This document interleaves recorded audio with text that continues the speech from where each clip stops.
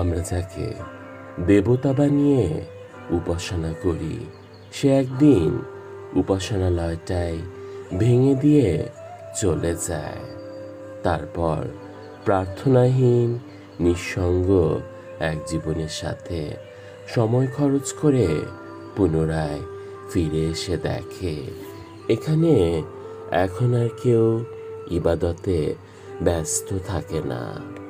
তারপর প্রার্থনাহীন নিঃসঙ্গ এক জীবনের সাথে সময় খরচ করে পুনরায় ফিরে এসে দেখে এখানে এখন আর কেউ ইবাদতে ব্যস্ত থাকে না।